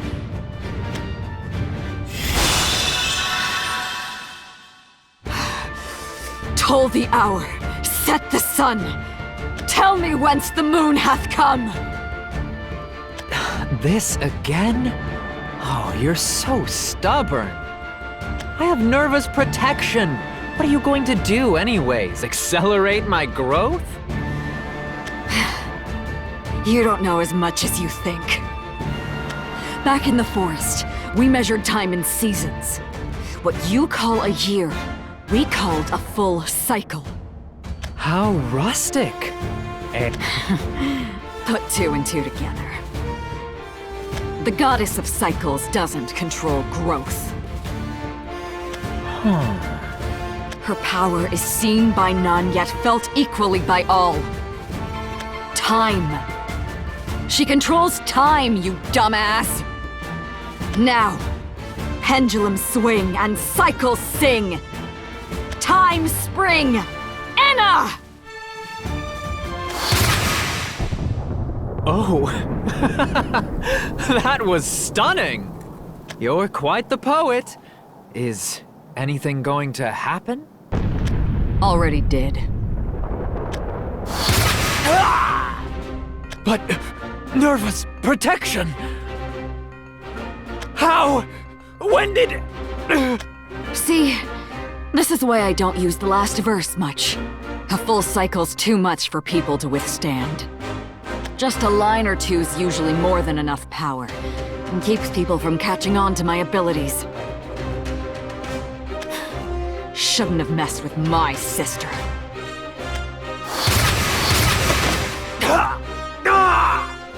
You're attacking before I can react! How? I'm not just accelerating time. I'm skipping ahead, too. I can compress a cycle of my life into an instant. That's an entire year's worth of mana at my disposal before you can even blink. By the time you register the attack, it's already too late. No! No, no, no! How could you have such great power and still not understand the glory of Nerva's mission? If you're any example, she's not all that. You're just a lackey, but I'm the goddess of cycles herself. I call the shots, and you are gonna shut up and die. I'll find Castell and undo whatever you did to her.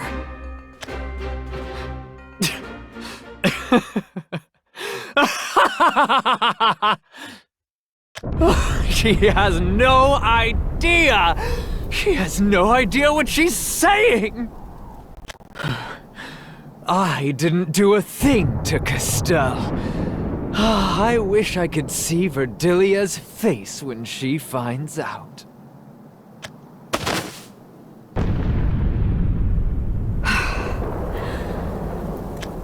The seed I gave her is still nearby.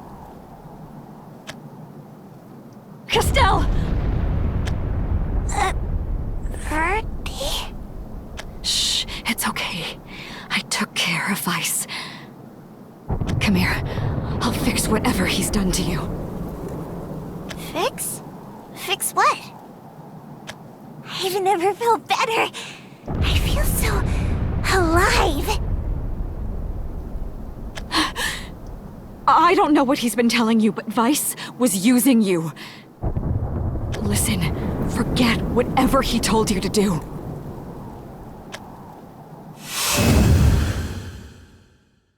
But Professor Vice has never told me to do anything. He's always listened to me and did anything I asked.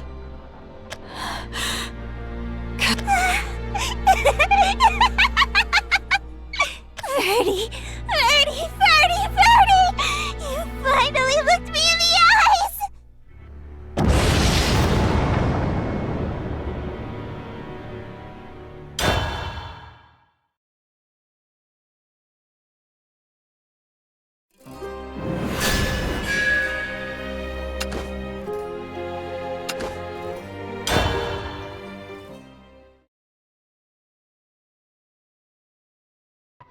Verdi! Verdi! Verdi! Verdi! You finally looked me in the eyes!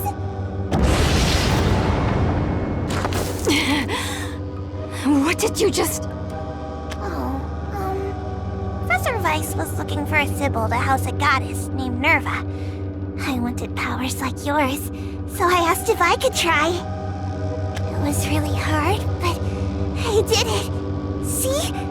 Now I have a goddess too. So, what do you think? Castell, I don't understand. So basically, I got Professor Vice to help me summon a really strong goddess. It was taking a long time though, and I really wanted to see you, So he brought me to Lainecrest. I studied super hard, and now I'm just like you. All right, hold on. Do you know what kind of deity Nerva is? Not really. What? Castell! But she's traveling across worlds to learn about joy. That's what Professor Weiss said. It didn't matter to me what she was the goddess of. I just wanted to summon one, and Nerva's really powerful. I thought you'd be impressed. I thought you'd come back. So you... Mother and Father were mad when you ran away. They kept calling you a thief, and power-hungry, and... Because they were caught up in old-fashioned ideals, just like everyone else in the forest. At first, I didn't get why, but after stealing the goddess's spirit from the tree, it all clicked. She sees time from such a large scale. Our lifetimes pass like seconds. The Sibyls were constantly exposed to the idea that their lives were insignificant. So I decided, I'll handle all of the Sibyl duties, and then everyone else can move on. No one else has to sacrifice their time serving her. Goddesses aren't all bad. Mine always listens to me, and helps when I get stuck. I want to be like that too.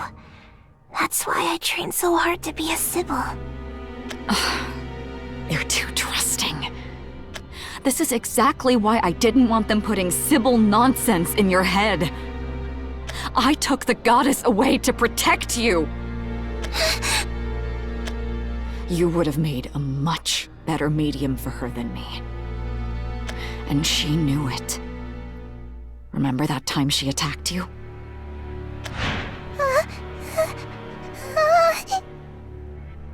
Castell!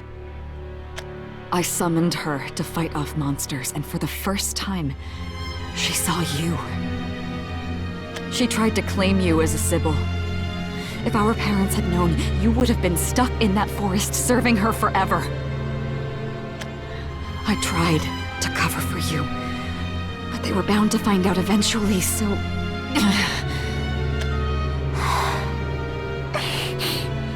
Thank goodness. Castell. I knew you had to have a reason. You've always done what's best for me. But Mother and Father kept saying scary stuff, and I didn't want to doubt you, but I didn't know, and I was afraid you really did get sick of me. And that's why you left. No. Castell, I would never... Yeah! I'm glad it was all a misunderstanding! That aura... Her mana just spiked, but why? I believed in you! I don't know what I would have done if I was wrong! I already killed Mother and Father, so... you know. Wait. Castell... You what? Mother and Father kept saying mean things about you. I couldn't stand it. So I killed them. Remember how you used to say I really knew my plants? I researched all kinds of poisons for you. Verdi? You... Our parents... You poisoned them. Is it that surprising? It was hard, but I practiced a lot to get it right. No one else believed in you the way I did anyways. You deserved it. Rudy, what's wrong? Weiss was the one who brought you to Lainecrest, right? That means he's been to the forest. He was controlling you the whole time. He made you do it. But Weiss didn't come to the forest until... He made you do it. That's the only explanation that makes sense.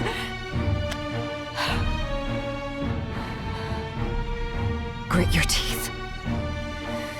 This might hurt, but you'll be better soon. Ferdy! Toll the hour, set the sun. Tell me whence the moon hath come. Pendulum swing and cycles sing. Time spring, Enna! Huh? That won't hurt at all. Huh? That's the incantation for the goddess of cycles.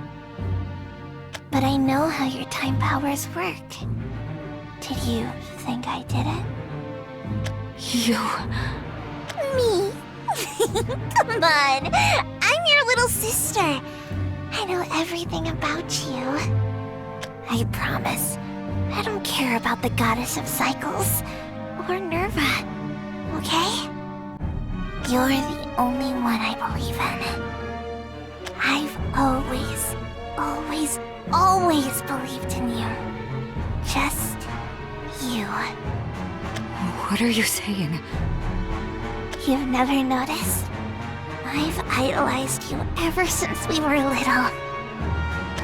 Color me impressed. You have potential. Are you interested in developing your powers? With a little help, you could surpass the divines above. Me? Surpass divines? Of course. I'm sure you're no stranger to Verdilia's talents, right? But I can tell, you'll overtake even her in no time. Overtake Verdi? Don't lie to me. I can sense your goddess, and she's nowhere near as strong as Verdi. But I'm useless. So if your goddess can bring me closer to her, even just a step, I'll take her. That's what you're here for, right? A Sybil? It is indeed. You're exactly what Nerva's been looking for.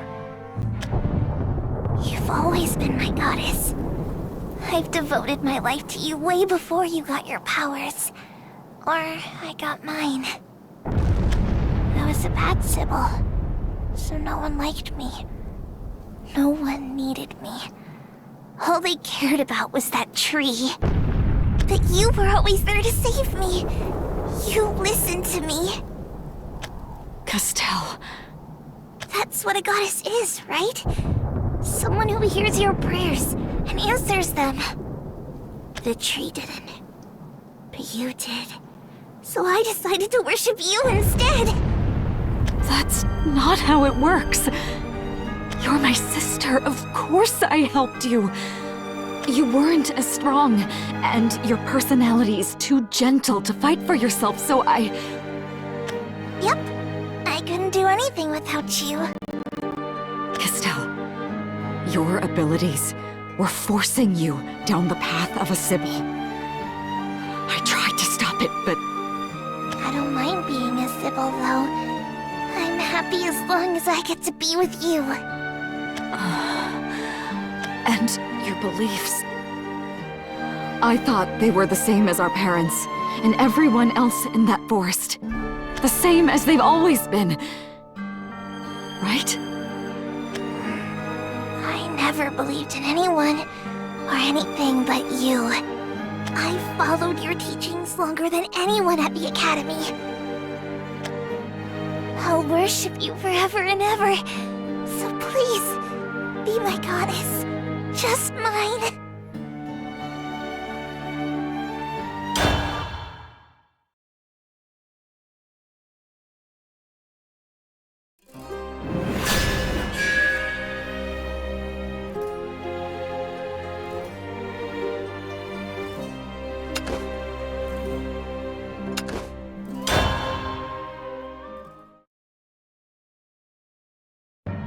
Be your goddess. But All the other students get to call you an angel, don't they? The Angel of Death! So you did overhear that? Yep. I got Professor Weiss to tell me all about last year. He said you used the power of cycles on your class. They all got perfect grades. And then, after they graduated, they got scouted by the army. But without you to rely on, they all died. It didn't feel right. They were so talented, hardworking, and the curriculum didn't recognize any of it. So I thought if I could compress a few cycles worth of learning into one, they'd know enough to pass their tests with ease and more. But in the end, they weren't as strong as I made them look on paper. Their deaths are my fault. Verdi. I should have been the one they sent out to fight. I would have been fine. And so would they. Not gonna make that mistake again. You didn't do anything wrong, though. It's their own fault they couldn't keep up. But I promise, I can. I worked really hard with Professor Weiss to catch up. I'm just as strong as you now. You can't hurt me, so it's okay. She resisted a full cycle of my power like it was nothing. Whoever Nerva is, she's not some minor deity. If I don't get her away from Castell, forget the Academy. She'll destroy the world. Verdi? Are you okay? You went all quiet. If you don't believe me, I can prove it. Try hitting me again. Toll the hour, set the sun. Tell me whence the moon hath come. Pendulum swing and cycle sing. Time spring, Theka! Wow, Verdi! That was amazing. You can use 10 whole cycles at once? Silence! Time commands thee! Huh? What's gotten into you? You really do sound like a goddess, though. And you don't have to hold back. I can take it. Time spring! Trianda! When you do that, you skip through all those cycles at once, right? So you just used 30 whole cycles worth of mana. It happened so fast, I took the hit before seeing it. It didn't hurt, but I know you're stronger than Nerva. You are no judge! Time spring! Ekato!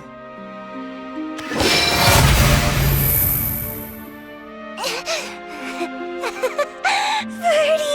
You did it! You broke through Nerva's protection! You really are stronger than her. What can I do?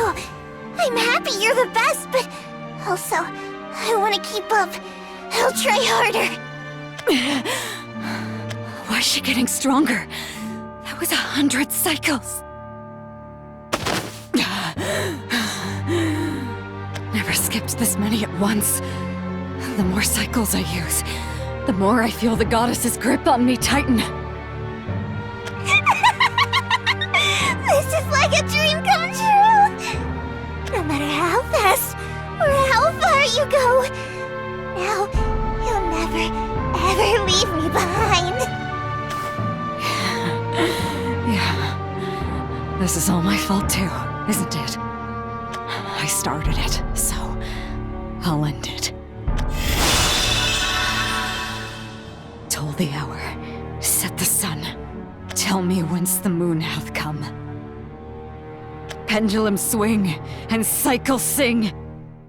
Time spring, Helia! Quiver, for you shall know no mercy. By divine decree, thou shalt fall!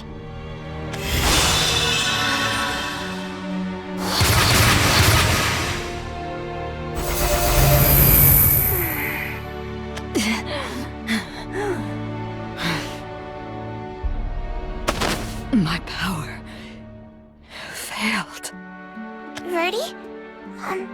Do you need to take a break? I don't mind waiting. We have all eternity now, so there's no rush. Damn it.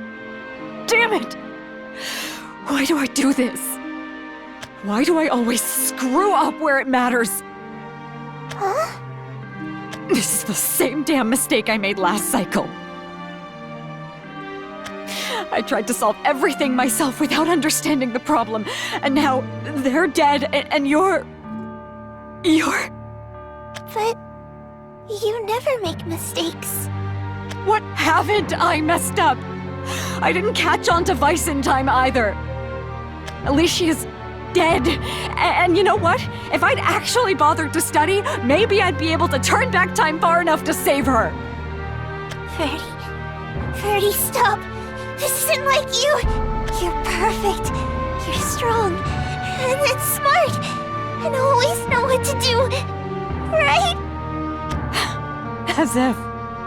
Amaryllis is out there fighting Lilium on her own because I didn't deal with her myself. Same for Lyle. I had a million chances to smash Cornelius's face in, but did I? No. I could have prevented everything. And I damn well should have. What else am I gonna use divine power for? I have it, so it's my responsibility to wield it.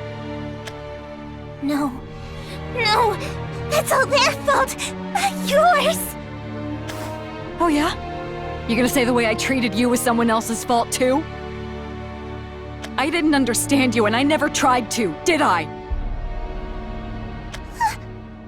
I was so used to helping you, I thought you were helpless. Remember when I brought you to the Roots?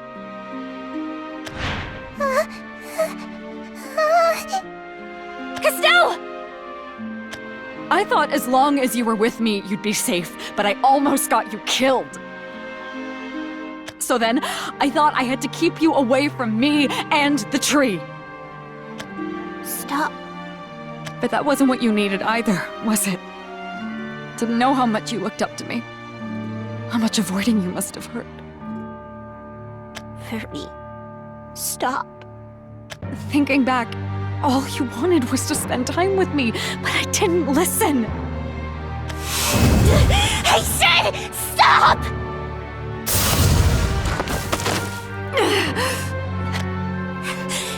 You're going too fast, and it's not making sense. That wasn't your fault. I couldn't keep up with you, but I didn't want to hold you back. I fell behind, but I caught up again. You didn't want to leave me, and you'd rather be with me than your students, right? I'm supposed to be an all-powerful time god. I have to keep the whole world safe, so why is it so hard to make even just one girl happy? Sorry, Castell. I wasn't cut out for this. No! Who are you?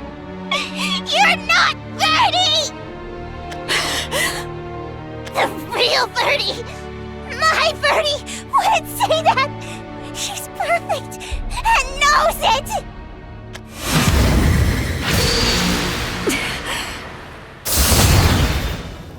She's not just your sister anymore. She's also our professor, right? You two. Why are... We finished up on our ends. I did promise I'd come running if you ever got in trouble, didn't I? Don't talk about Verdi like you know her! Who do you think you are? Who? Oh, yes. I'm Amaryllis. And this is Lyle. And we are Professor Verdilia's students.